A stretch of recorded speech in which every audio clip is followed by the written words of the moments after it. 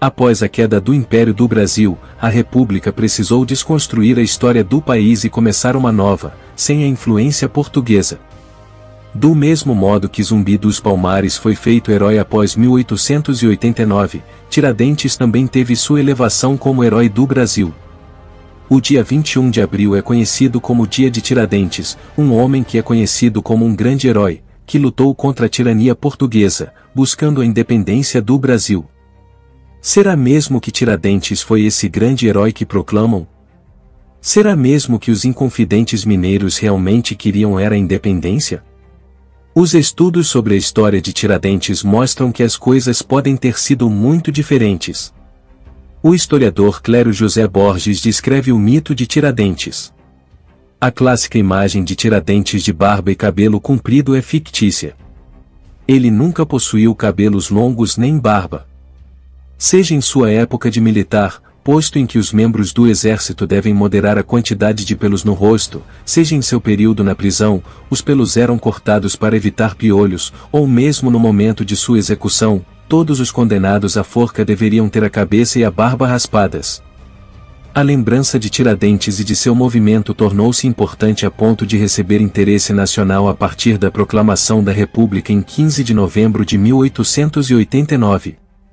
Nesse momento, os novos governantes, Marechal Deodoro e Marechal Floriano, necessitavam criar um novo país, com novos valores, novas ideias e, especialmente, uma nova história e novos heróis, dos quais todas as pessoas deveriam se orgulhar e se identificar. A imagem barbuda foi construída para se assemelhar à figura do condenado a de Jesus Cristo, aumentando seu tom de mártir, vítima e herói bondoso. Para fazer com que as pessoas pensassem, da mesma forma que Cristo morreu pela humanidade, Tiradentes morreu para salvar o Brasil. Todos se orgulhariam do sujeito, da terra que ele supostamente defendeu e procurariam espelhar-se em seu caráter heróico. Até mesmo a morte de Tiradentes por enforcamento é questionável. O historiador carioca Marcos Correia tem se dedicado nos estudos sobre a morte de Tiradentes, tendo saído até mesmo uma matéria na Folha de São Paulo em 1999. A desconfiança lhe surgiu em Lisboa, em 1969, quando Correia viu fotocópias de listas de presença na Galeria da Assembleia Nacional Francesa em 1793. Lá, estava a assinatura de José Bonifácio de Andrade Silva, que era o objeto de suas pesquisas naquela época. Próximo a ele, também aparecia de um Antônio Xavier da Silva. Funcionário do Banco do Brasil, Correia se formara em grafotécnica e, por acaso, havia estudado muito a assinatura de Joaquim José da Silva Xavier, o Tiradentes. Com o auxílio do amigo português, professor Rodrigues Lapa, Correia confrontou as assinaturas de Antônio e Joaquim José. A semelhança era impressionante. Segundo ele, um ladrão, o carpinteiro Isidro de Gouveia, condenado à morte em 1790, assumiu a identidade de Tiradentes em troca de ajuda financeira à sua família, oferecida a ele pela maçonaria. Correia, ex-professor da Universidade Santa Úrsula, no Rio, cita testemunhas da caminhada de Tiradentes ao Cadafalso, que se diziam surpresas porque ele aparentava ter menos de 45 anos. Citando um livro de Martim Francisco III, e outro de Hipólito da Costa, entre outros. Correia vai desfiando suas hipóteses. Tiradentes teria sido beneficiado por um dos juízes da devassa, o poeta Cruz e Silva, que tinha sido amigo de muitos dos inconfidentes. Bom, não estou dizendo que Tiradentes não foi morto naquele 21 de abril, estou apenas mostrando algumas pesquisas, ainda a versão mais aceita é de sua morte enforcado. Os inconfidentes eram orientados pela maçonaria.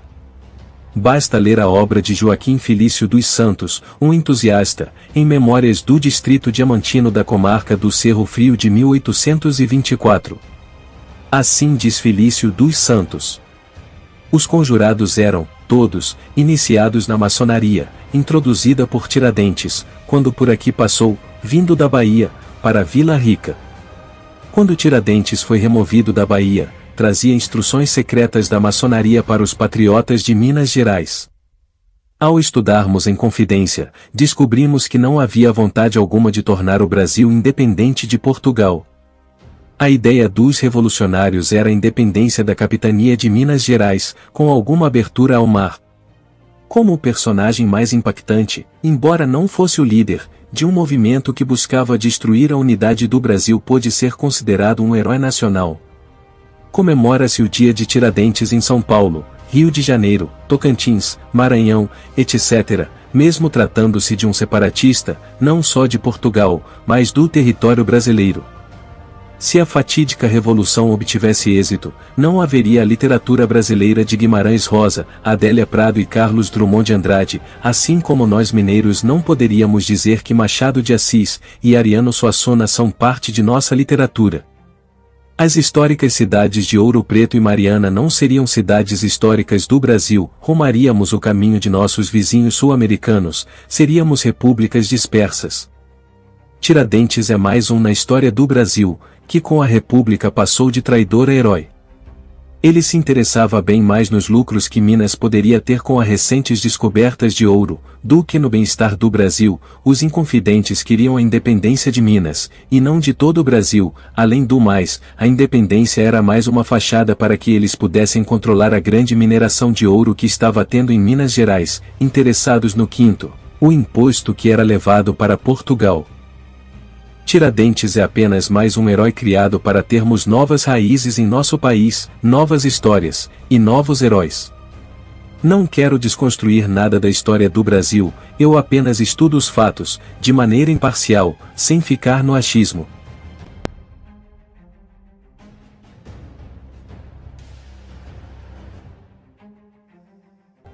A história do Brasil é formada por uma série de achismo e desconstrução histórica. Muitas pessoas que mereciam serem reconhecidas como heróis, foram simplesmente esquecidas, enquanto outros que não deram nada de bom ao país são considerados heróis. 15 de setembro de 1889. Você sabe como o Brasil se tornou uma república? Muitos mistérios envolvem o tema, grande parte dos brasileiros acham que foi tudo pacificamente e amigável. Também existe uma visão de que quando o Brasil se tornou república, ele cortou definitivamente os laços com Portugal, excluindo assim os 67 anos da monarquia brasileira. Todo mundo que estuda realmente a história brasileira, sabe que a história do Brasil que é contada na escola é quase toda manipulada pelos interesses de alguns, onde eles distorcem muitos fatos, assim como aconteceu com a proclamação da República. Até 1889, a República no Brasil não era um desejo do povo brasileiro, sendo o Partido Republicano ignorado pela população. A elite que era contra o imperador Dom Pedro II, percebeu que não poderia chegar ao poder por meios legais. A partir daí, se iniciou um plano para destronar o imperador brasileiro. Como não tinham tanta influência entre os militares, principalmente na Marinha, os conspiradores viram no Marechal Deodoro da Fonseca a chance que há tanto tempo procuravam. Mesmo assim, eles ainda tinham um outro grande problema. O Marechal era monarquista e amigo de Dom Pedro II. Sendo assim, só uma grande mentira seria capaz de fazer com que o Marechal ficasse contra o Império. Aproveitando o descontentamento de parte do exército por acharem que não recebiam atenção suficiente do imperador, os conspiradores espalharam o falso boato de que a prisão do Marechal havia sido ordenada.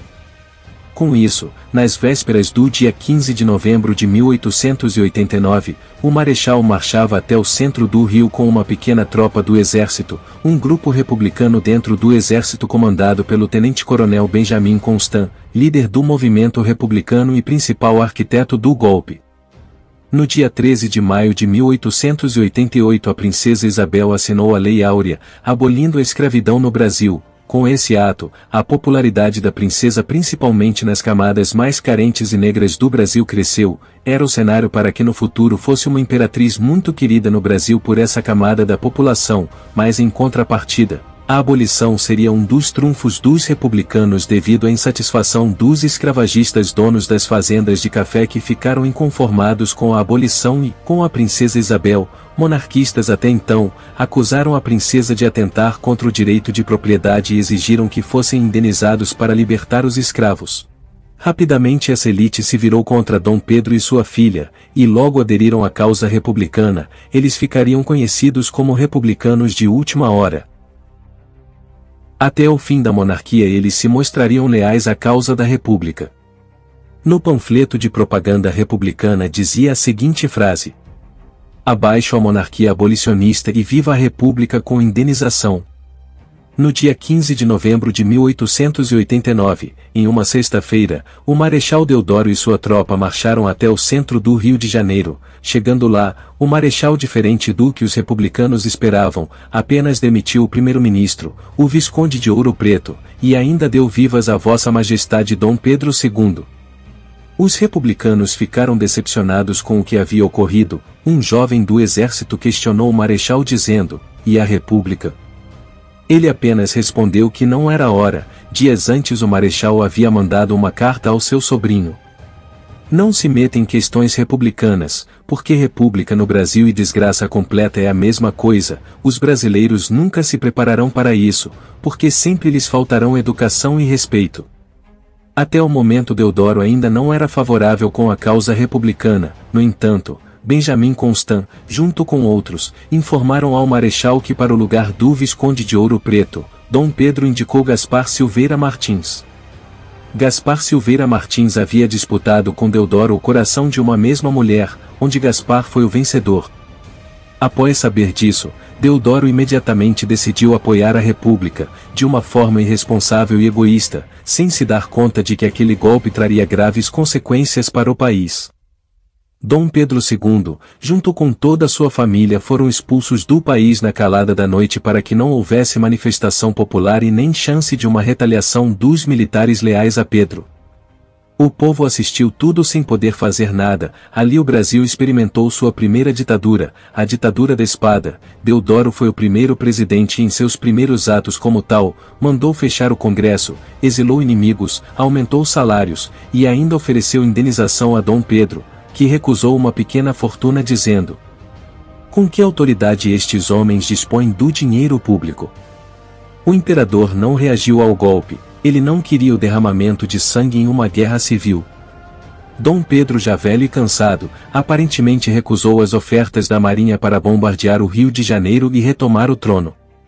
Esse tema sobre como Dom Pedro poderia reagir ao golpe, pode render um vídeo. Com o fim da monarquia, o país entraria em uma grande instabilidade política e cultural, com golpes atrás de golpes, onde o país nunca se desenvolveu verdadeiramente. Assim sendo, no dia 15 de novembro, o país inteiro é parado para comemorar um golpe militar, que exilou a família real brasileira.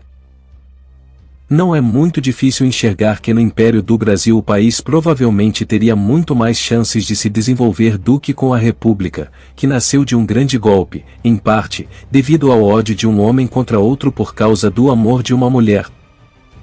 Após esse golpe o Brasil nunca mais seria o mesmo. Uma grande reformulação na identidade brasileira se iniciou, onde grande parte dos antigos heróis foram esquecidos, para dar lugar a outros heróis que antes eram vilões, levando embora toda a influência portuguesa deixada no país, com a República ficando apenas com as lembranças das coisas ruins que os europeus fizeram por aqui.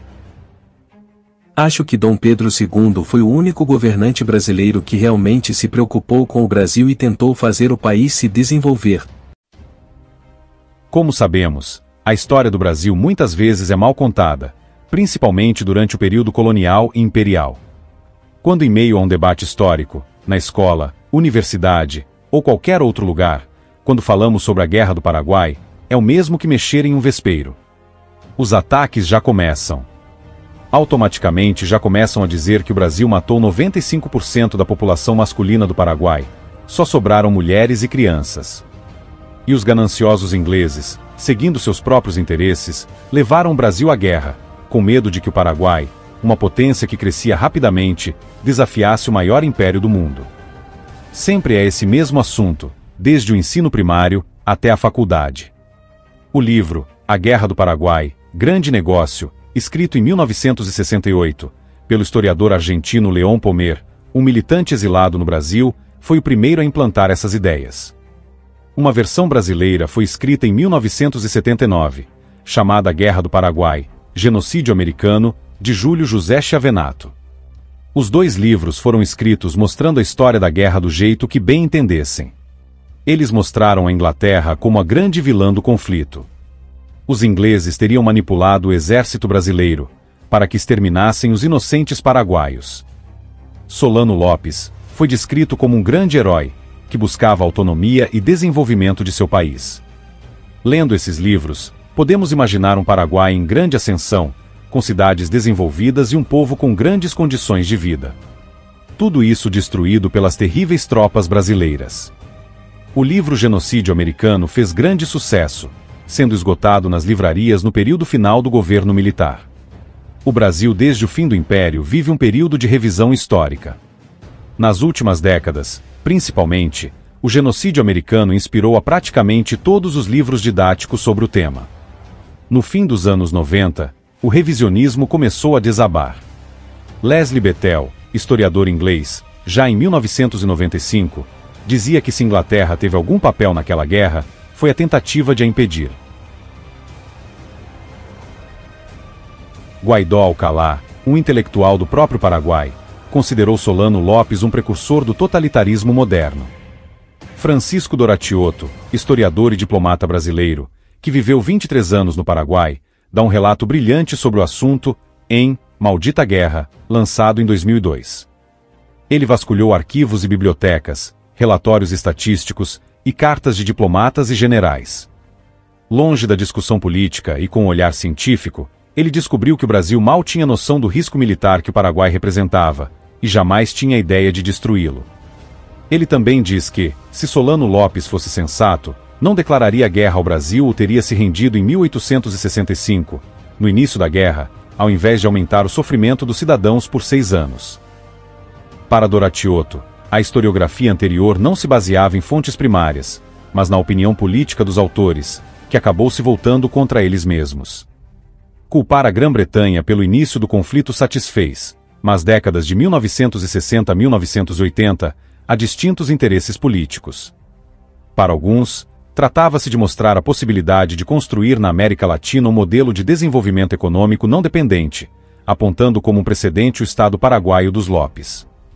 Acabaram, porém, por negar essa possibilidade, na medida em que apresentaram a potência central, a Grã-Bretanha, como onipotente, capaz de impor e dispor de países periféricos, de modo a destruir qualquer tentativa de não dependência.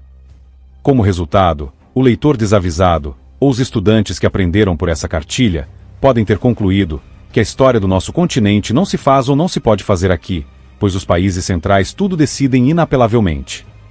Os latino-americanos, nessa perspectiva, deixam de ser o sujeito de sua própria história, ou, de outro modo, veem negado seu potencial de serem tais sujeitos.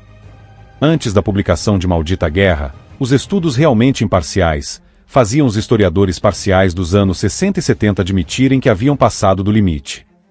Leon Pomer, o historiador argentino, escreveu o seguinte na Folha de São Paulo: a guerra não foi promovida pelo governo inglês, e eu, pessoalmente, não tenho prova de que os estadistas britânicos a tenham desejado como parte de uma política no prata. Essa afirmação foi de 1997, de um dos principais criadores da vitimologia da Guerra do Paraguai. As escolas deveriam ficar livres para contar a versão certa do conflito, no entanto, não foi isso que aconteceu. Poucos livros didáticos falam da crueldade de Solano Lopes. A maior parte deles continuam seguindo os passos dos sensacionalistas que escreveram a guerra do jeito que queriam. Vários e vários livros ainda foram escritos seguindo o roteiro revisionista da guerra, dizendo que o Paraguai pouco dependia dos seus vizinhos e que a guerra ocorreu por causa do imperialismo britânico. Além disso, ainda dizem que o Paraguai surgia como o país mais desenvolvido da América do Sul. Durante meus estudos, me lembro bem da minha professora de história seguindo essas mesmas narrativas, que o Paraguai era uma potência em desenvolvimento, e foi destruído pelo Brasil. Vamos começar a destruição do revisionismo histórico que manipula a maioria das crianças e jovens do nosso sistema educacional. O principal culpado pela Guerra do Paraguai é o ditador Lopes, que se achava o Napoleão do Paraguai. Outro conflito em que eles culpam o Brasil é o do Uruguai. Na luta entre brancos e colorados, o Paraguai era o menos envolvido. Ele poderia ter ficado na dele quando o Brasil invadiu o Uruguai na justificativa de defender os brasileiros que lá estavam. Solano Lopes, obcecado pela guerra, ousou desafiar um vizinho muito maior e 22 vezes mais populoso. Alguns dizem que ele imaginava que o Brasil invadiria o Paraguai, uma loucura. No início, não era tão insano para o Paraguai enfrentar o Brasil. Nos meses iniciais da guerra, o Paraguai tinha a seu favor o fator surpresa. Os paraguaios confiscaram o navio brasileiro Marquês de Olinda em novembro de 1864, navio esse que estava levando o novo governador do Mato Grosso. Pouco depois, 7.700 paraguaios, 1.000 a cavalo, invadiram o Mato Grosso. No primeiro momento, o Paraguai conseguiu um grande sucesso, já que eles pegaram um exército desprotegido. Praticamente todo o centro-oeste do Brasil era patrulhado por apenas 875 soldados. Em 2 dias, os paraguaios ocuparam o Forte de Coimbra, ao sul de Corumbá, e continuaram o avanço. Carlos Augusto de Oliveira, o coronel responsável pela segurança de Corumbá, ordenou a fuga dos cidadãos. Ele fugiu em um barco lotado, subindo o rio Paraguai. Uma semana depois os paraguaios alcançaram o barco, o coronel se salvou porque tinha conseguido saltar do barco e ir para Cuiabá, onde foi demitido pelo governador do Mato Grosso. Infelizmente, as pessoas que ficaram no barco não tiveram a mesma sorte. Poucos marinheiros brasileiros escaparam com vida. Foram mortos com espadas e machadinhas aqueles que ficaram a bordo e a tiros os que tentaram escapar a nado. É o que diz o historiador Francisco Doratioto. Apenas quando Mato Grosso foi invadido, é que o Brasil percebeu que a guerra tinha começado. Os paraguaios tinham 77.000 soldados, contra 18.000 militares brasileiros. O Brasil estava tão desprotegido e sem intenção de guerrear, que demorou nada mais nada menos que 5 meses para iniciar uma reação. Não podemos nos esquecer que o forte do Brasil era sua marinha, e as fronteiras não eram tão bem guarnecidas, pois o Brasil não imaginava que alguma outra nação sul-americana o ameaçaria. Era difícil reunir voluntários para lutar, por isso, o Brasil teve que reinventar seu exército, aumentando salários e criando uma campanha nacional de soldados voluntários, os Voluntários da Pátria. Em julho de 1865, os primeiros soldados se reuniram em Uberaba, 8 meses depois do início da guerra. Na retirada de Laguna, os soldados brasileiros foram derrotados. Tendo perdido grande parte de suas tropas na marcha, o Brasil contou com menos de 2.000 homens. Um fato muitas vezes esquecido é que os ameríndios foram fundamentais para o Brasil nesse episódio. Quando as tropas brasileiras se retiraram, os índios Terenas e Guaicurus Cadiveus foram os únicos a defender o território brasileiro e, utilizando táticas de guerrilha, conseguiram deter o avanço paraguaio até que o exército brasileiro pudesse se recompor. A situação brasileira melhorou por conta dos erros e do ego de Lopes, que achou que poderia derrotá-los sem antes fazer um acordo com a Argentina. Para iniciar outra invasão, desta vez no Rio Grande do Sul, o exército do Paraguai teria que cruzar o norte da Argentina. No meio do caminho havia as províncias de Misiones e Corrientes.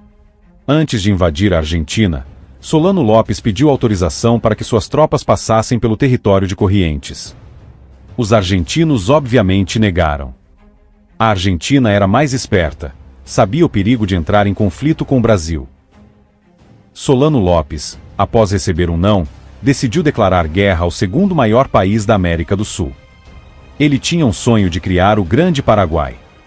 O território abrangeria o Mato Grosso, o extremo norte argentino, o Rio Grande do Sul e o Uruguai. As províncias de Misiones e Corrientes também poderiam se aliar ao Paraguai, já que pensavam em se separar da Argentina. A tática do ditador falhou. Quando os paraguaios invadiram Corrientes, os soldados não ficaram sem invadir as casas argentinas, algo que atrapalhou ainda mais esse plano. A Argentina, muito mais desenvolvida que o Paraguai, tinha produtos e tecnologias raras para os paraguaios, que não resistiram à vontade de saquear. Em maio de 1865, a Argentina, Brasil e Uruguai formaram a Tríplice Aliança, visando a derrota de Lopes e a volta do status quo. Graças a isso, o Brasil teve grande vantagem, já que a Argentina controlava a Bacia do Prata, onde armas, ferramentas e comida poderiam chegar ao Paraguai facilmente. Com a permissão para passar seus navios de guerra por ali, os brasileiros puderam ir ao Paraguai por via fluvial. Em 11 de junho de 1865, o Brasil conseguiu uma vitória decisiva, na Batalha Naval do Riachuelo. A Marinha Imperial conseguiu uma grande vitória sobre as forças paraguaias na Batalha Naval travada na Foz do Riachuelo, um afluente do rio Paraná. Este triunfo assegurou o controle estratégico da região para o Brasil, resultando no bloqueio do acesso do Paraguai ao mar. Dessa forma, o Paraguai ficou impossibilitado de receber armamentos e navios encouraçados que haviam sido encomendados da Europa, que acabaram sendo usados pelo Brasil, juntamente com outros armamentos. Apenas 3 meses depois, o Paraguai sofreu outra grande derrota. Com Dom Pedro II e o presidente argentino, Bartolomé Mitre presentes, 17.000 soldados brasileiros, uruguaios e argentinos libertaram a cidade gaúcha de Uruguaiana. Quase um ano de guerra, e o Paraguai quase não tinha sido atacado em seu território, mas já dava para ver que dificilmente ele venceria. No final de 1865, 50.000 paraguaios estavam mortos, contra 20.000 aliados. Mesmo sabendo que a derrota era iminente, Lopes, ao invés de se render e poupar seus compatriotas, passou 5 anos lutando contra 3 países. Uma guerra provocada por um ditador maluco, que ainda teve a chance de se render e manter seu território intacto.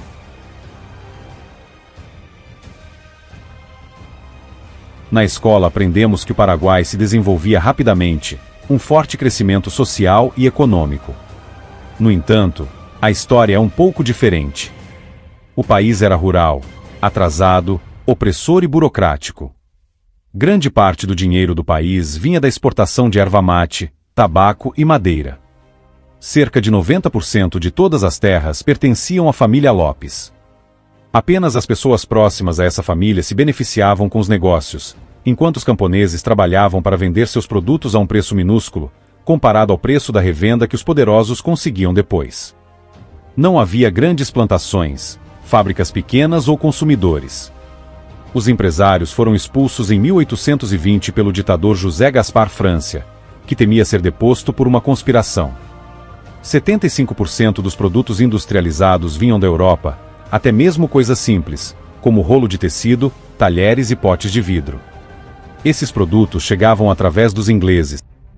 Ou seja, o Paraguai dependia da Inglaterra, e os ingleses lucravam com isso, sendo mais um motivo dos britânicos não quererem a guerra.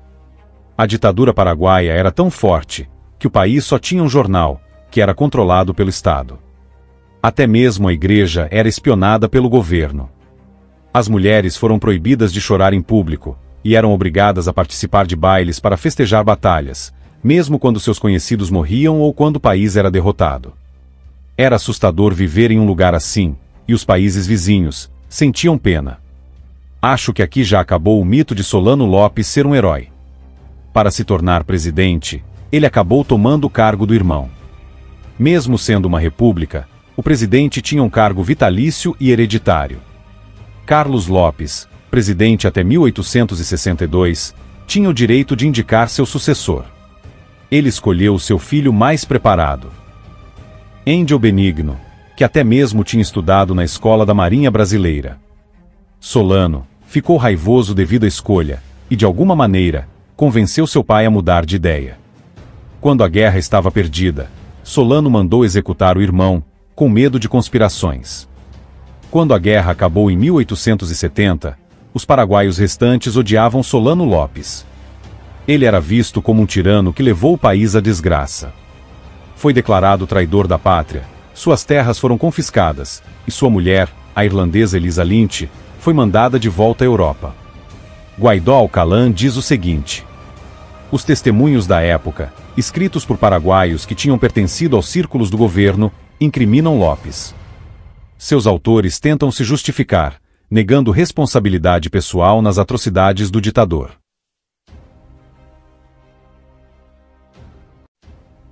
Os horrores da guerra foram esquecidos no século XX.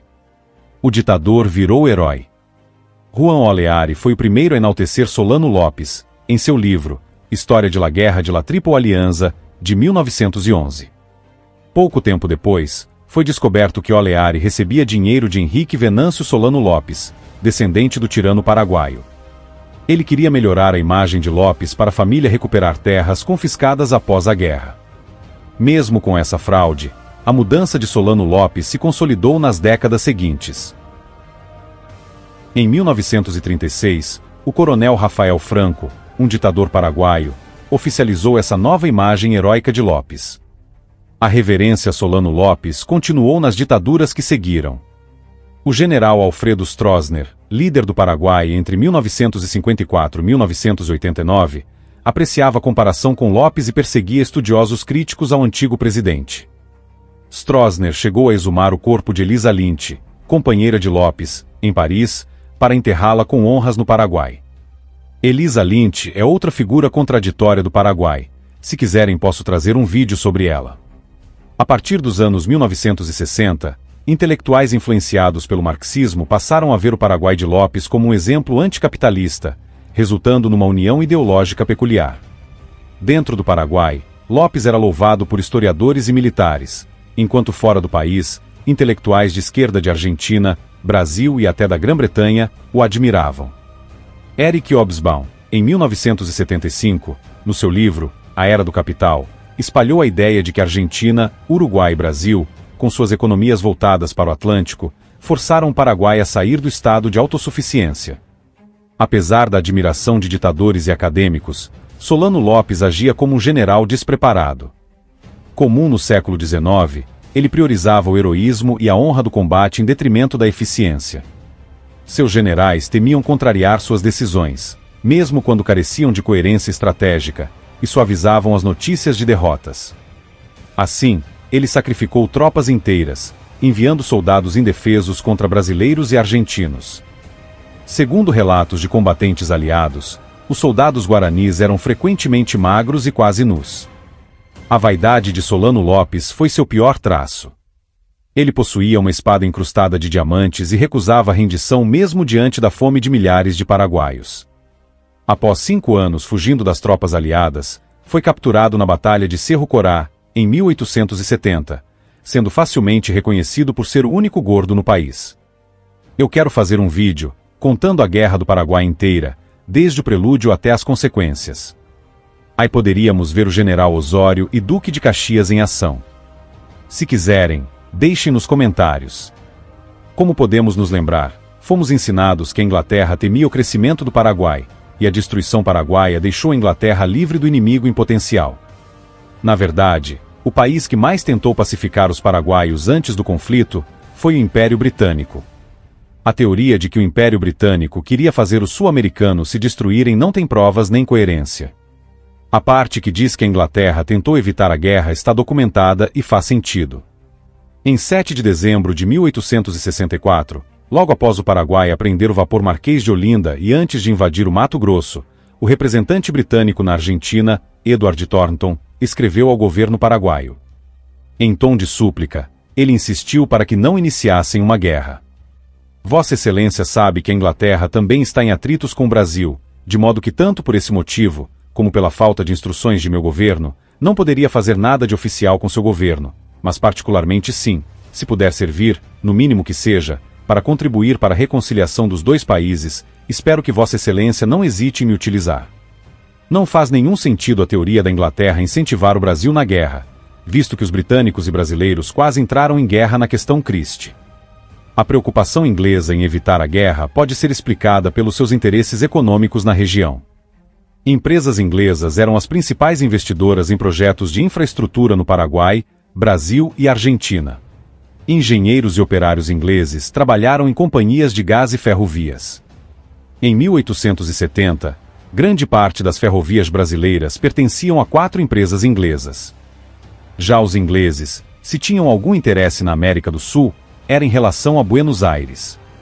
Naquela época, o domínio inglês se estendia pelo mundo. Com a melhor frota de navios de guerra e mais da metade das embarcações comerciais do planeta, a Inglaterra dominaria terras de todos os extremos da Terra.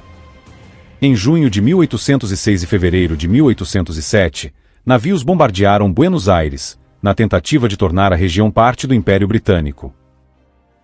Em agosto daquele ano, os argentinos conseguiram expulsá-los, e fizeram o mesmo no ano seguinte, quando houve uma nova invasão. Depois dessas derrotas, os ingleses tomaram consciência de que as relações com os países sul-americanos seriam baseadas no comércio, e não no domínio político. Talvez como resultado disso, a América do Sul foi a única região do planeta onde não havia territórios britânicos consideráveis. Quando o conflito estourou, navios de guerra ingleses entraram 3 vezes no Paraguai para resgatar cidadãos britânicos. Fizeram isso sem disparar nenhum tiro de canhão. Diz o historiador Leslie Bethel. Se de fato a Grã-Bretanha tivesse sido a maior força por detrás da guerra da Tríplice Aliança contra o Paraguai, ela estaria adotando política e comportamento totalmente incompatíveis com as políticas e os comportamentos que regiam as suas relações com a América Latina como um todo, naquela época. No caso do Paraguai, os objetivos ingleses eram muito menores. Quem conhecia o país o considerava um lugar pobre, distante e isolado. O maior desenvolvimento das relações econômicas com o Paraguai simplesmente não constituía prioridade para o governo britânico ou para os industriais e comerciantes ingleses. Completou o historiador Bethel. Um século depois, esses ingleses indiferentes seriam considerados culpados pela tragédia paraguaia. Somos ensinados que o Brasil praticou atrocidades contra os paraguaios. Ao fim da guerra, 70% da população havia morrido, 90% dos homens paraguaios foram vítimas do combate. Foi um verdadeiro genocídio. Da população de mais de 800 mil pessoas, sobraram menos de 200 mil, das quais apenas 14 mil homens. Os soldados brasileiros se acostumaram a matar crianças famintas e mulheres. Na verdade, não houve genocídio algum. Não se pode calcular a porcentagem de paraguaios mortos, porque ninguém sabe quantos paraguaios existiam antes da guerra. O censo paraguaio não era confiável. Em 1846, contou 250 mil habitantes. 11 anos depois, teria passado para 1.337.000.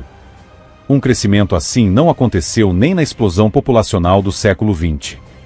A historiadora americana Vera Blinheber fez, em 1988, um estudo detalhado sobre a estimativa da população paraguaia usando taxas demográficas da época para calcular a população. Segundo ela, os paraguaios não passavam de 318 mil pouco antes da guerra. E as perdas humanas durante o conflito seriam de 8,7% da população. No máximo, 18%, jogando para cima. Mesmo se o fantástico número de 70% de mortes fosse real, não daria para culpar o Brasil por essa tragédia. Calcula-se que de 1/3 a 2/3 das mortes, entre aliados e paraguaios, se deu por doenças, como cólera, varíola e diarreia, ou simplesmente por fome e frio. Se houve um responsável por essas mortes, foi o ditador paraguaio Solano Lopes, que começou a guerra e contribuiu para o seu prolongamento.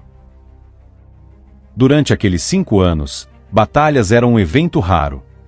O cenário mais comum da guerra eram os acampamentos sujos, pobres e cheios de prostitutas, familiares dos soldados e até vendedores de cachaça.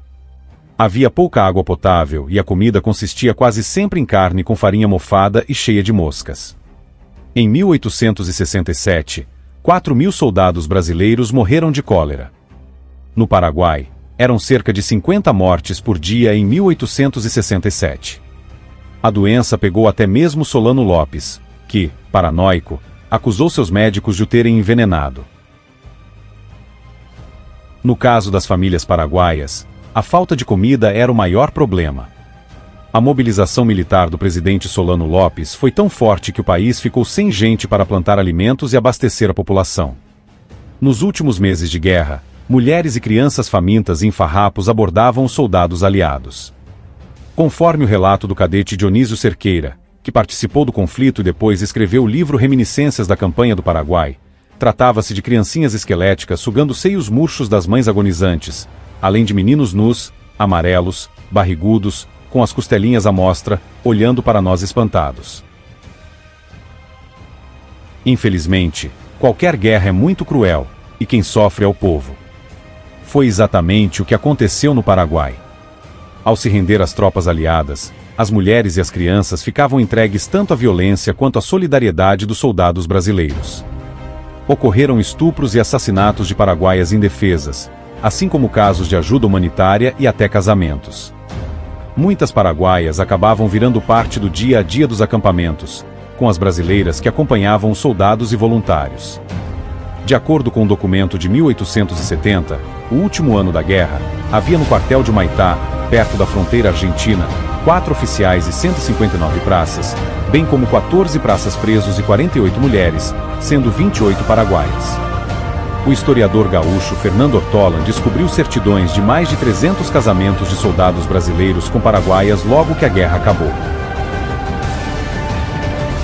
No mundo, sempre o perdedor de qualquer guerra teve que pagar indenizações. Foi assim no fim da Guerra Franco-Prussiana, em 1871.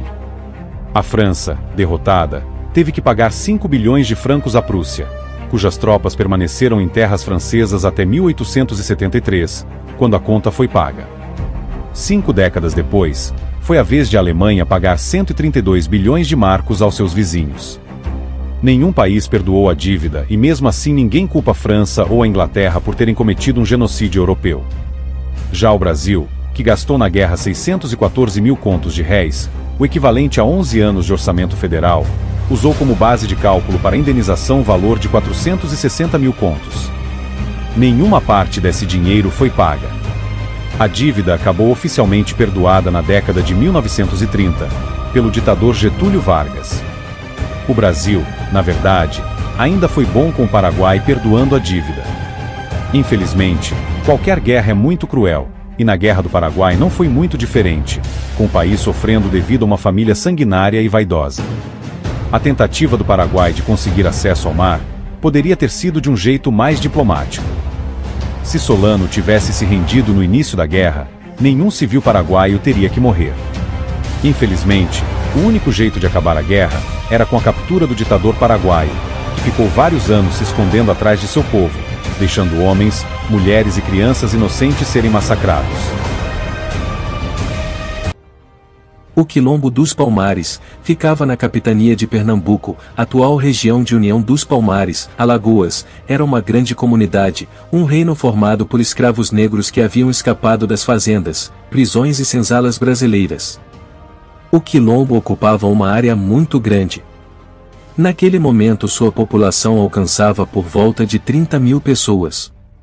O homem mais conhecido da história do Quilombo é sem dúvidas Zumbi dos Palmares, um herói para muitos.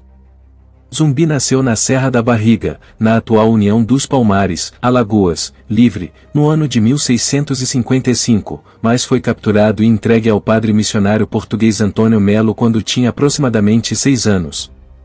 Batizado como Francisco, Zumbi recebeu os sacramentos, aprendeu português e latim, e ajudava diariamente na celebração da missa. No entanto, a existência das cartas que contam esses acontecimentos ainda é um mistério, por isso é muito difícil sabermos algo sobre a infância e adolescência de Zumbi. Sabemos muito pouco sobre a vida de Zumbi. Por volta de 1678, o governador da capitania de Pernambuco, que já estava cansado do longo conflito com o Quilombo de Palmares, se aproximou de Ganga Zumba, o líder do Quilombo, com uma oferta de paz. O governador ofereceu a liberdade para todos os escravos foragidos se o Quilombo se submetesse à autoridade da coroa portuguesa.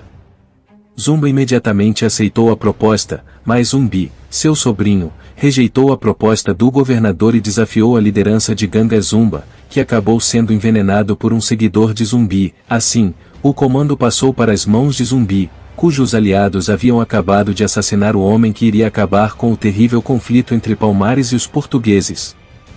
Zumbi prometeu continuar a resistência contra os portugueses. 15 anos após Zumbi ter assumido a liderança, o bandeirante paulista Domingos Jorge Velho foi chamado para organizar a invasão do Quilombo. Em 6 de fevereiro de 1694 a capital de Palmares foi destruída e Zumbi ferido. Apesar de ter sobrevivido, foi traído por Antônio Soares e surpreendido pelo capitão Furtado de Mendonça em seu reduto. Mesmo apunhalado ele resistiu, mas foi morto com 20 guerreiros quase 2 anos após a batalha, em 20 de novembro de 1695. Teve a cabeça cortada, salgada e levada ao governador Melo e Castro. Em Recife, foi exposta a cabeça em praça pública no Pátio do Carmo, visando desmentir a crença da população sobre a lenda da imortalidade de Zumbi.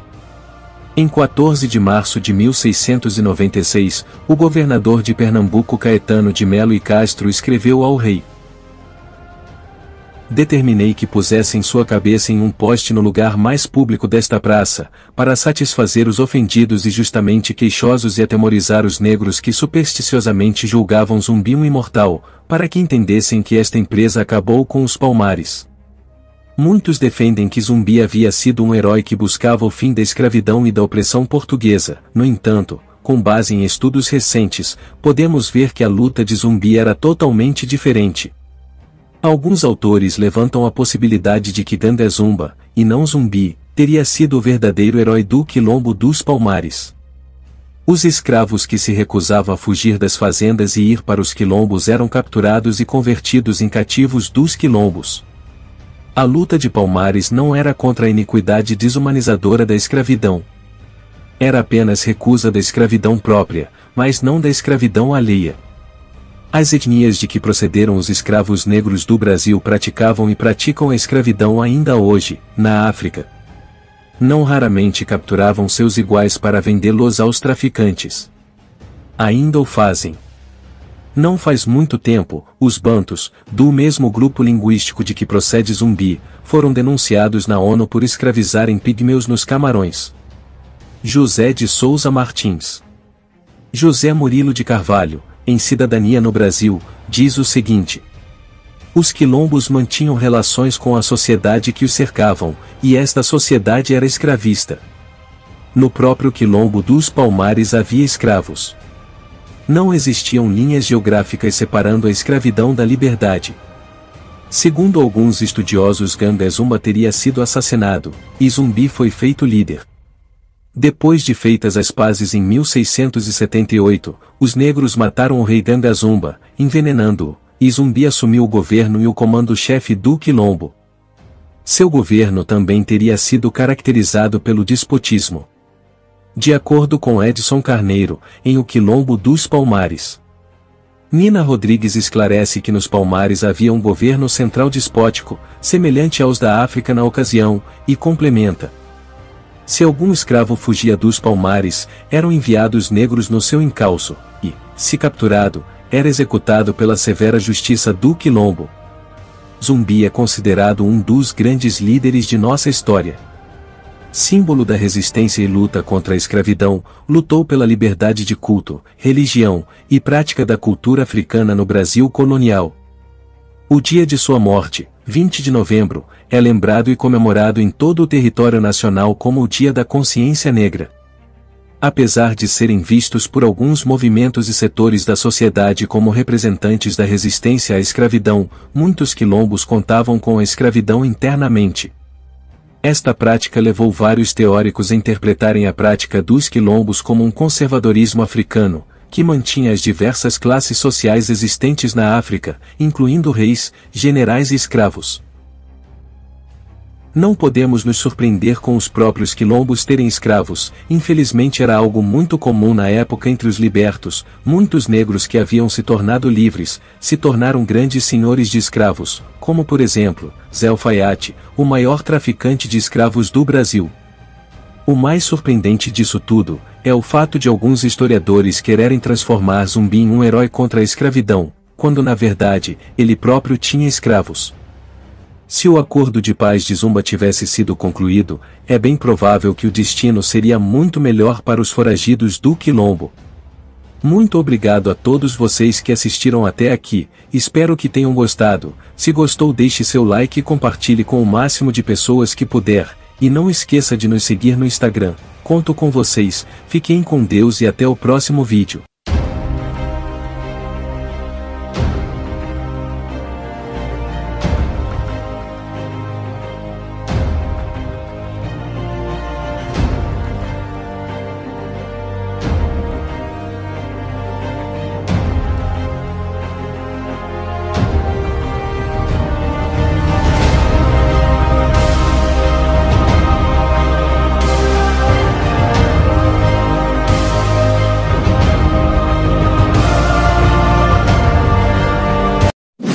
A escravidão é um marco muito triste na história não apenas do Brasil, mas de todo o mundo. Hoje tentaremos entender um pouco sobre a origem da escravidão, e veremos que ela foi muito pior do que imaginamos.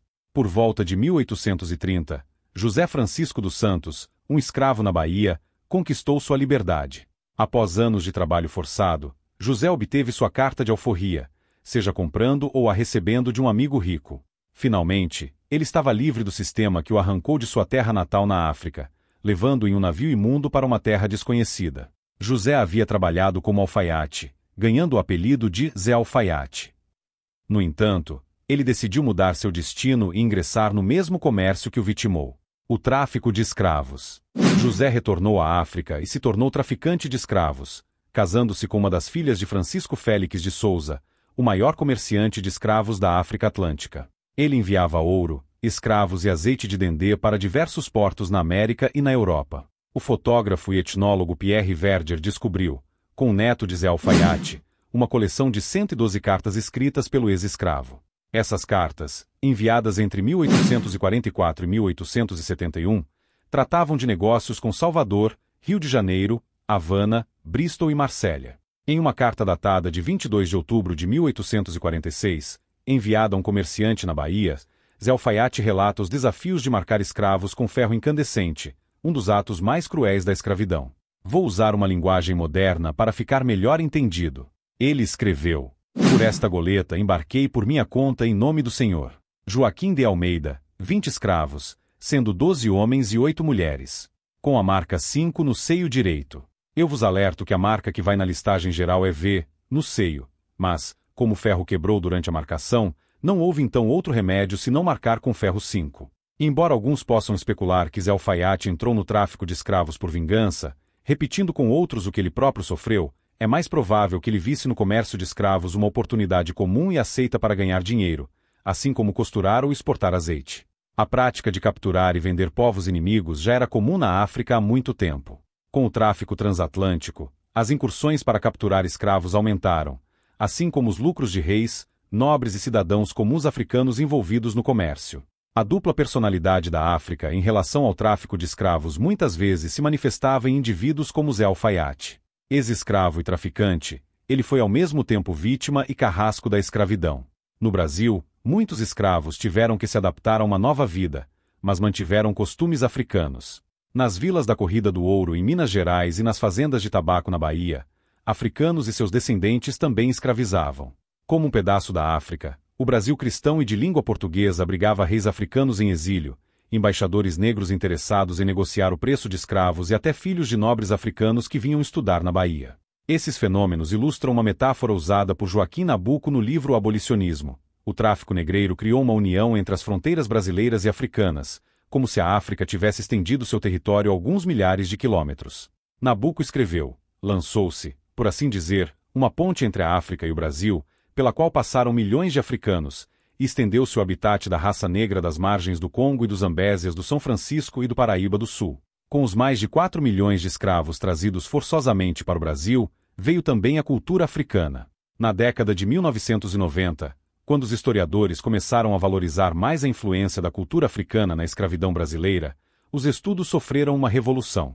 Em obras como Em Costas Negras, publicada em 1997 pelo historiador Manolo Florentino, os negros deixaram de ser vistos como vítimas passivas, reconhecendo-se que muitas vezes agiam por escolha própria.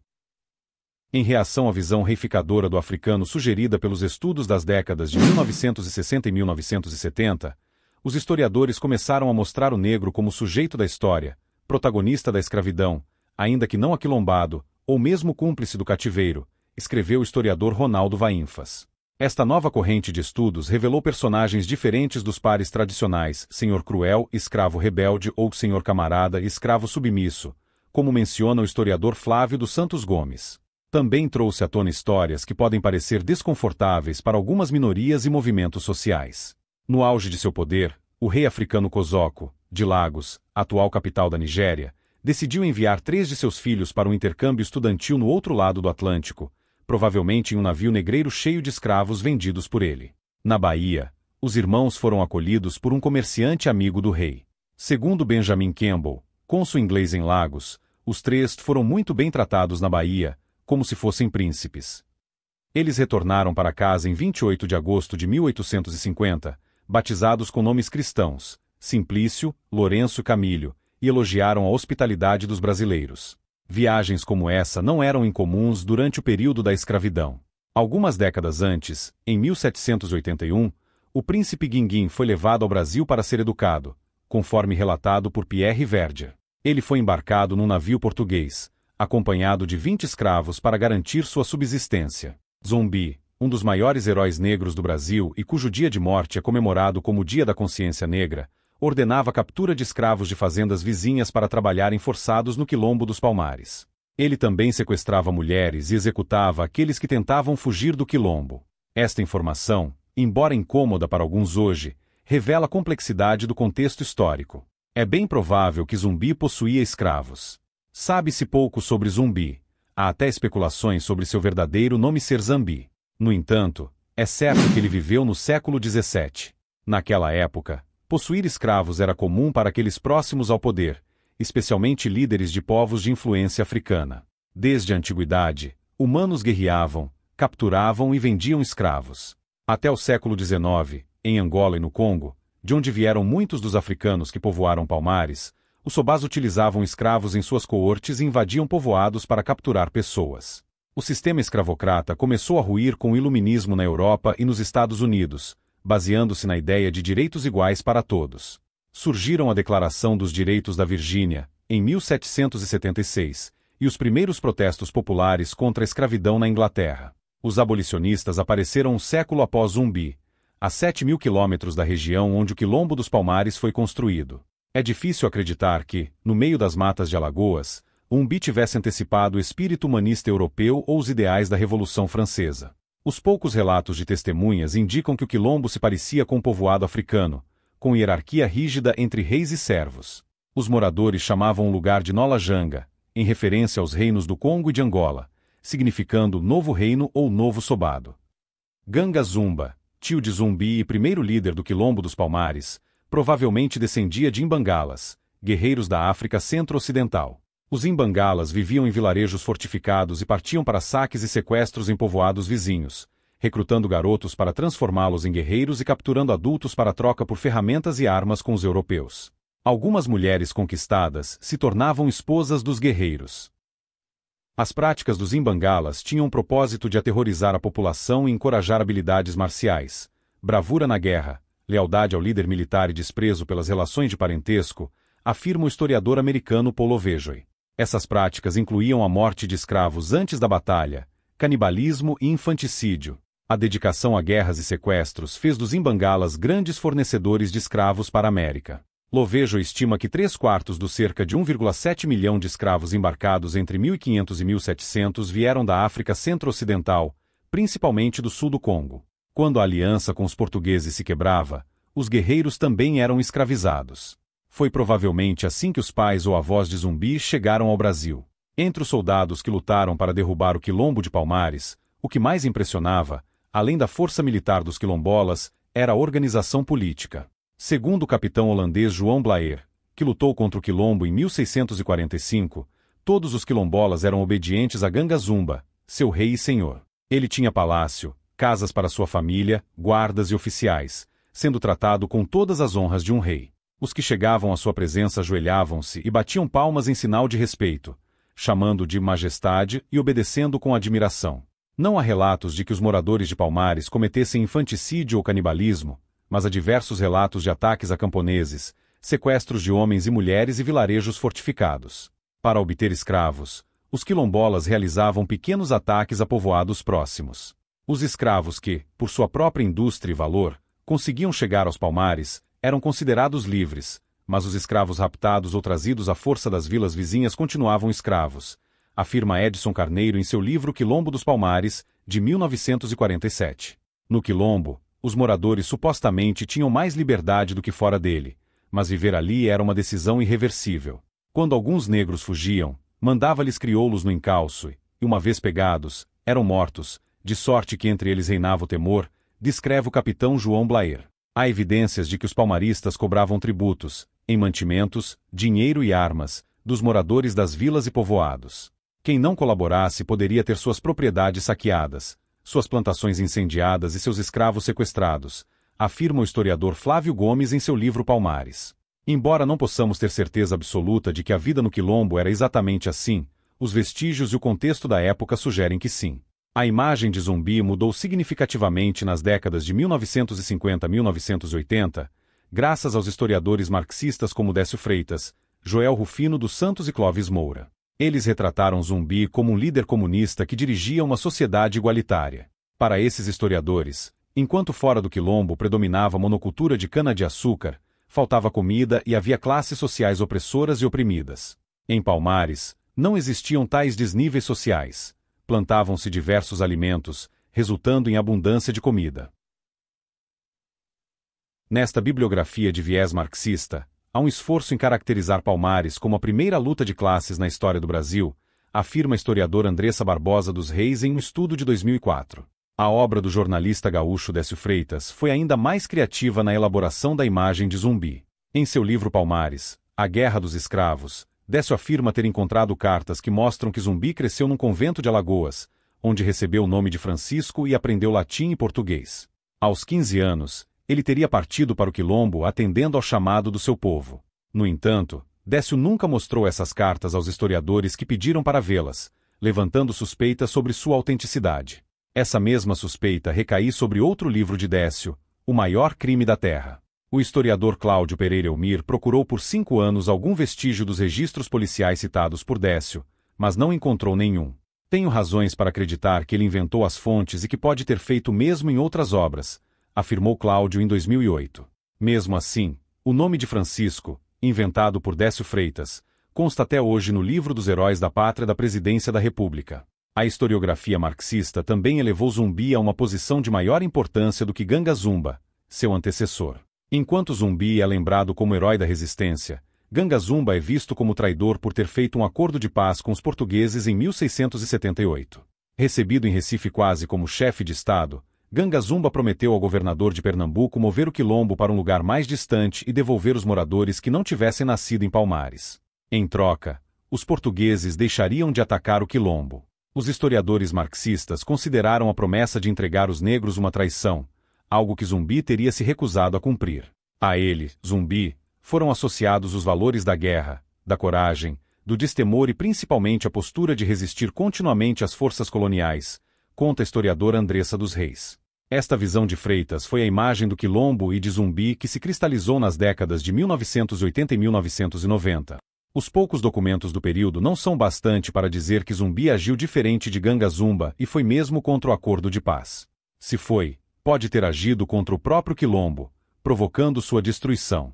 Acordos entre comunidades negras e os europeus eram comuns na América Latina, e nem sempre os quilombolas cumpriram a promessa de devolver escravos. No Suriname, o quilombo dos negros chamado Saramacais respeitou o acordo de paz com os holandeses. Esse grupo, que o historiador americano Richard Price considera a experiência mais extraordinária de quilombos no Novo Mundo, conseguiu manter o povoado protegido dos ataques europeus. Tem hoje 55 mil habitantes. Em 1685, na tentativa de fazer um acordo de paz com o quilombo, o rei de Portugal mandou uma mensagem para Zumbi. Um trecho. Convido-vos a assistir em qualquer instância que vos convier, com vossa mulher e vossos filhos, e todos os vossos capitães, livres de qualquer cativeiro ou sujeição, como meus leais e fiéis súditos, sob minha real proteção. Hoje em dia relacionamos negros e escravos porque a escravidão africana foi a última. Essa relação tem uma história muito recente. Houve um tempo em que escravos lembravam brancos de olhos azuis. A própria palavra escravo vem de eslavos, os povos do leste europeu constantemente submetidos à vontade de germanos e romanos bizantinos na Alta Idade Média. Brancos europeus também foram escravizados por africanos.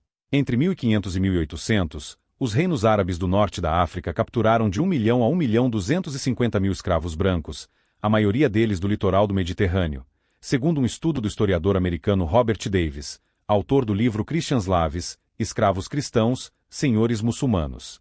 Escravidão branca no Mediterrâneo, na costa da Berbéria e na Itália, de 1500 a 1800. Vamos continuar a nossa terrível história. O livro Mulheres Negras do Brasil, de Chuma Chumaher e Érico Vital Brasil, lançado em 2007 com patrocínio do Banco do Brasil e da Petrobras, aborda as mulheres negras livres de Minas Gerais no século XVIII. Embora a obra reúna belas imagens da época, deixa de fora uma informação essencial. Muitas negras, após conseguirem economizar para comprar sua alforria, adquiriram escravos para si próprias. A corrida do ouro em Minas Gerais no século XVIII transformou pequenas vilas rurais em cidades movimentadas. Cidades como Mariana, Diamantina, Sabará e Vila Rica, atual Ouro Preto, ficaram repletas de aventureiros e mineiros enriquecidos. Entre 1700 e 1760, 1 em cada 4 portugueses vieram ao Brasil, quase todos para Minas Gerais. O ouro descoberto fez as cidades prosperarem, com hospedarias lotadas, tabernas e armazéns se multiplicando, e vendedores disputando espaço nas ruas. Nesse novo ambiente urbano, havia oportunidades para muitos, incluindo escravos e escravas. As escravas vendiam doces e refeições nas lavras de ouro para os garimpeiros, conseguindo economizar para comprar sua carta de alforria e se tornarem livres. Algumas ganhavam a liberdade por herança, quando o dono morria ou voltava para Portugal. Em 1731, a ex-escrava Lauriana recebeu do testamento de seu antigo dono o sítio onde moravam. Antônio Ribeiro Vaz, falecido em 1760 em Sabará, libertou seus 7 escravos e deixou-lhe sua casa e todos os bens. Em liberdade, essas mulheres tinham mais tempo e ferramentas para ganhar dinheiro. Contando com escravos como mão de obra barata, algumas fizeram fortuna. Isabel Pinheira, uma angolana, deixou 7 escravos em seu testamento de 1741. Na década de 1760, a baiana Bárbara de Oliveira possuía vários imóveis, joias, roupas de seda e escravos, uma fortuna para a época.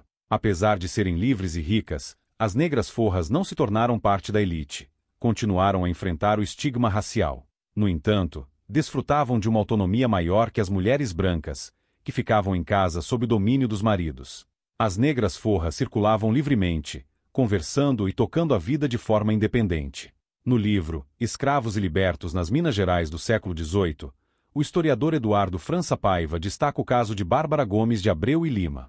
Dona de um casarão em frente à igreja matriz de Sabará, Bárbara possuía 7 escravos e parcerias comerciais com empresários e políticos.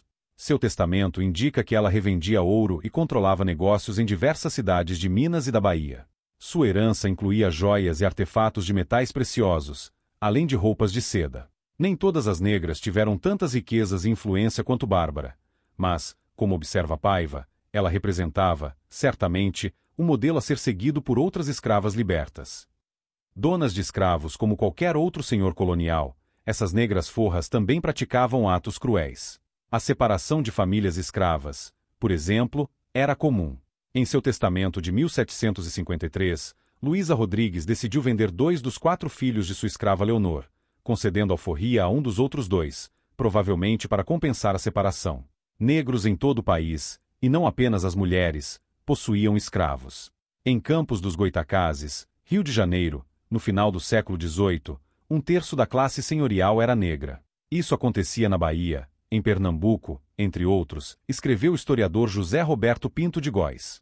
O historiador americano Bert Barickman, analisando registros de posse de escravos em vilas rurais ao redor de Salvador, descobriu que negros eram uma parcela considerável dos proprietários de escravos. Em São Gonçalo dos Campos, pardos e negros alforriados possuíam 29,8% dos cativos. Em Santiago do Iguape, 46,5% dos escravos eram propriedade de negros. Também houve casos de escravos que se tornaram traficantes, como Zé Alfaiate.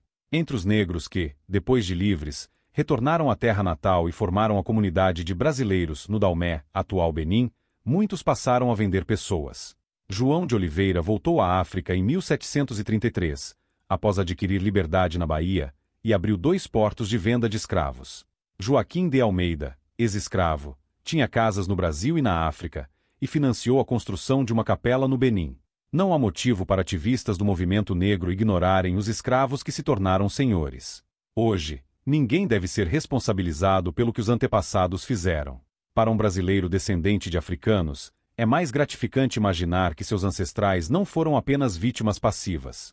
Tratar os negros apenas como vítimas indefesas, como afirmou o historiador Manolo Florentino, dificulta o processo de identificação social das nossas crianças com aquela figura que está sendo maltratada o tempo todo, sempre faminta, maltrapilha.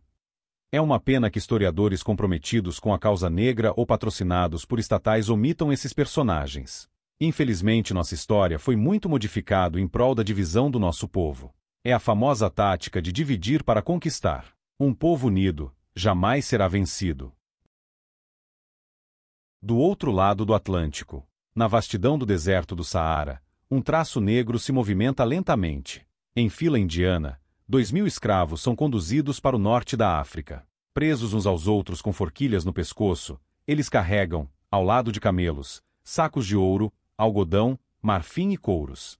Meses antes, soldados de uma nação vizinha invadiram sua cidade, matando quase metade dos moradores. Os sobreviventes agora marcham sob o sol escaldante do Saara, transformados em mercadoria. Em poucas semanas, chegarão aos castelos de reis árabes, onde as mulheres se tornarão concubinas e os homens, trabalhadores forçados. A escravidão era um traço comum entre as diversas culturas africanas, quase uma regra para os reis terem escravos eunucos, escravas domésticas e dezenas de mulheres que também possuíam serviçais.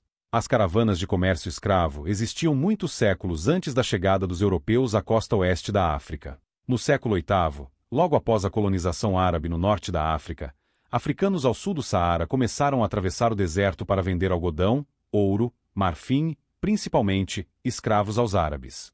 Na viagem de volta, as caravanas traziam sal, joias, objetos metálicos e tecidos para os reis africanos.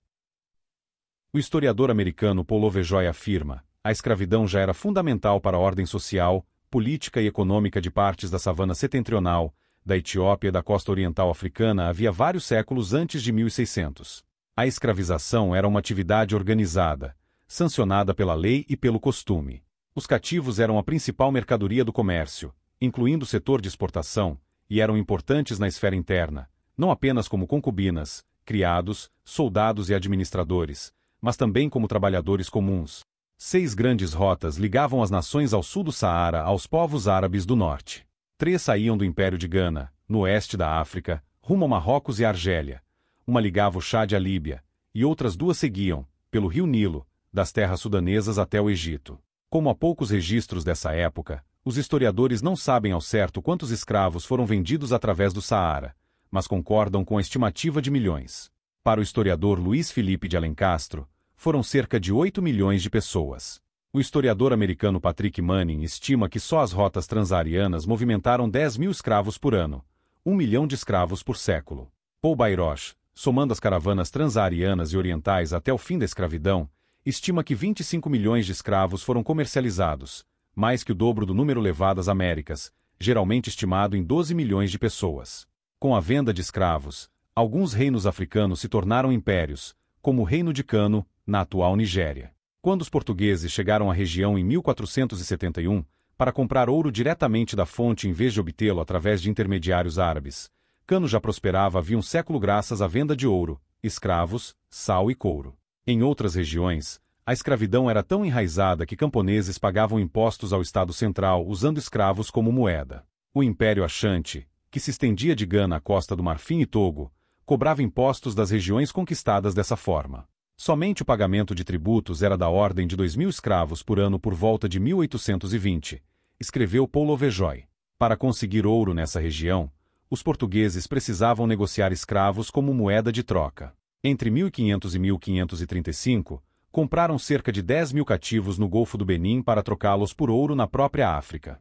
Se os reinos africanos já eram ricos com a venda de escravos para os árabes, lucraram ainda mais com o comércio pela costa atlântica. Trocando pessoas por armas, o reino de Ashanti expandiu seu território.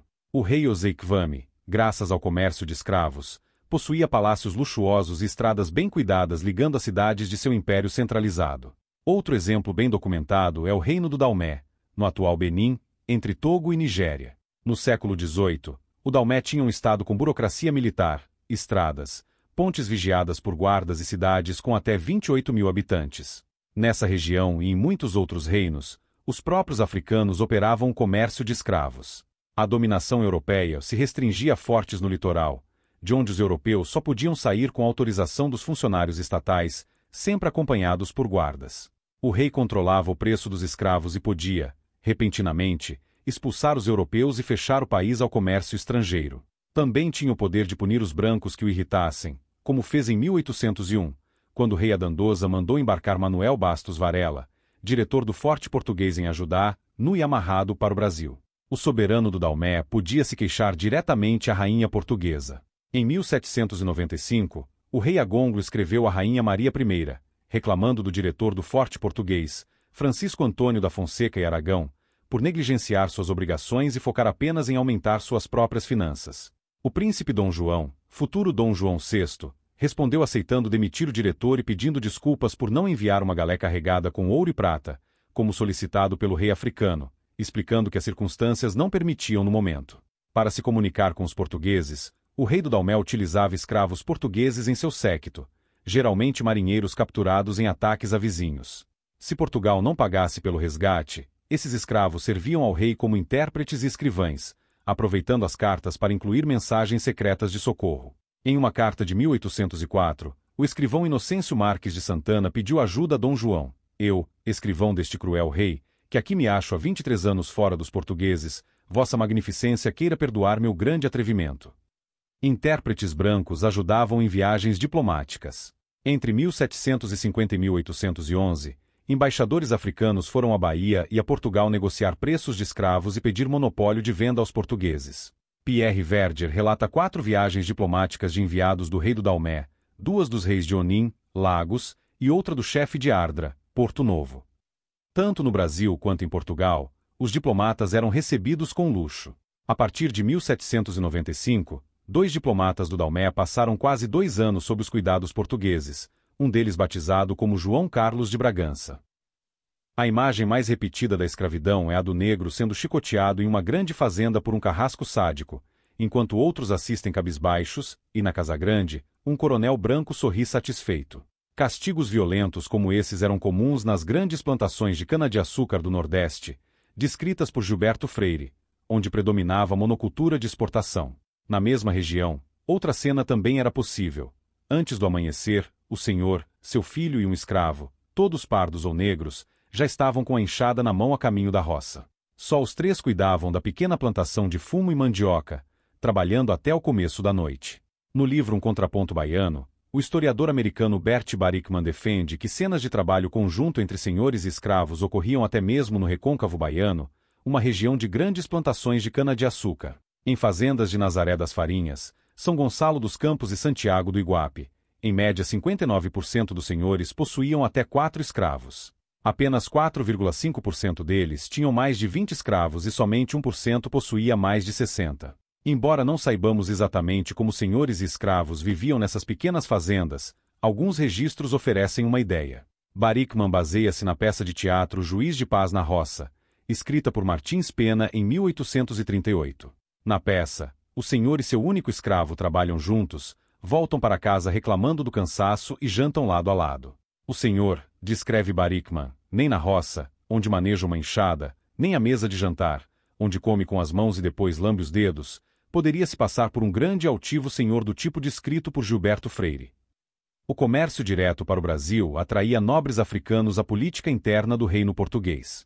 Em 1822, quando Dom Pedro I proclamou a independência do Brasil, Obal Zenvede, do Benim, e Ologun Ajan, de Lagos, foram os primeiros a reconhecer a nova nação. O Brasil também servia de exílio para nobres africanos destituídos.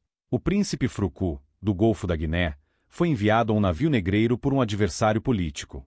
No Brasil, ganhou o nome de Jerônimo, mas não ficou muito tempo como escravo. Os africanos, vendo nele um príncipe, rapidamente reuniram recursos para comprar sua liberdade. Liberto, Jerônimo permaneceu em Salvador, já que não podia, sob pena de ser reescravizado, retornar ao Daomé, escreveu Alberto da Costa e Silva. 24 anos depois, com a morte de seu inimigo, Frucu voltou à África para disputar o trono do Daomé como Dom Jerônimo, o brasileiro. Os nobres africanos dependiam da venda de escravos para manter seu poder. Vendendo pessoas, obtinham armas que garantiam a expansão e domínio de territórios. Sem essa troca, teriam a soberania e a própria vida ameaçadas. Alberto da Costa e Silva observa: para as estruturas de poder africanas, a venda de escravos era essencial à obtenção de armas de fogo, munição e uma vasta gama de objetos que conferiam status e prestígio aos seus possuidores. O sistema de troca de seres humanos, geralmente prisioneiros de guerra e presos comuns ou políticos, por armas de fogo e outros bens consolidou-se ao longo dos séculos desde o primeiro contato com os europeus na África e não podia ser facilmente substituído pelo comércio normal. Alguns historiadores acreditam que o interesse de certos africanos na manutenção do tráfico de escravos era ainda maior do que o dos armadores de navios negreiros ou dos senhores de engenhos nas Américas. Para romper esse ciclo, foi necessário um elemento externo poderoso: A Inglaterra. Nos livros didáticos brasileiros, a palavra Inglaterra frequentemente evoca a palavra interesses. O livro Nova História Crítica para a 7ª série, de Mário Schmidt, aponta 3 possíveis motivos que teriam levado os ingleses a se oporem à escravidão, todos relacionados a interesses econômicos. Em 2007, jornais revelaram que os livros de Schmidt continham trechos ideologicamente carregados, como a princesa Isabel é uma mulher feia como a peste e estúpida como uma leguminosa. Outros livros didáticos contam histórias igualmente simplistas, como História e Vida, de Nelson Piletti e Claudino Piletti, que afirma: interessava à Inglaterra a formação de um amplo mercado consumidor, principalmente de produtos manufaturados. No entanto, o movimento abolicionista inglês teve uma origem mais ideológica do que econômica. Organizado em 1787 por 22 religiosos ingleses, foi um dos primeiros movimentos populares bem-sucedidos da história moderna, moldando lutas sociais do século XIX. Os abolicionistas formaram comitês e contaram com o apoio de homens comuns e defensoras do voto feminino, que distribuíam panfletos, recolhiam assinaturas e promoviam boicotes. Esses comitês arrecadavam dinheiro para propaganda, publicando discursos abolicionistas e plantas de navios negreiros que chocavam a população e incentivavam boicotes a produtos feitos por escravos. Para pressionar o parlamento britânico a votar pelo fim da escravidão, os abolicionistas apresentaram petições na Câmara dos Comuns, equivalentes a projetos de iniciativa popular no Brasil. Entre 1788 e 1800, foram apresentadas cerca de 170 petições por ano, atingindo 900 em 1810. No total, até o fim da escravidão na Inglaterra, em 1833, foram mais de 5.000 petições, cada uma com centenas de milhares de assinaturas.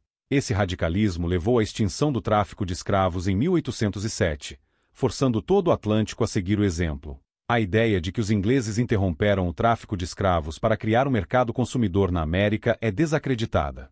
Como muitos historiadores apontam, os abolicionistas eram impulsionados por ideais humanitários, não econômicos. Seymour Drescher, em seu livro Econocide, 1979, argumenta que não foi o declínio do comércio com a América que possibilitou a abolição, mas o fim da escravidão que abalou a economia britânica nas colônias americanas. Muitas das cidades mais ativas na abolição, como Manchester e Liverpool, lucravam vendendo para reinos escravistas da África e da América. Como diz o historiador Manolo Florentino, quando se trata de avaliar os motivos da pressão inglesa pelo fim do tráfico atlântico de escravos, paira nos bancos escolares do ensino médio o estigma do ocidentalismo, a crença que reduz a civilização ocidental a uma massa de parasitas sem alma, ambiciosos e insensíveis. Não podem ser levadas a sério teses que vinculam a ação britânica a imaginárias crises econômicas do cativeiro no Caribe na passagem do século XVIII para o seguinte. O tráfico seguia lucrativo e não passava pela cabeça de nenhum líder inglês sério que a demanda americana por bens britânicos pudesse aumentar com o fim da escravidão. Infelizmente, a nossa história foi cada vez mais deturpada. A escravidão foi uma mancha terrível na história do Brasil e do mundo. Nenhum ser humano tem o direito de tirar a liberdade de outro homem.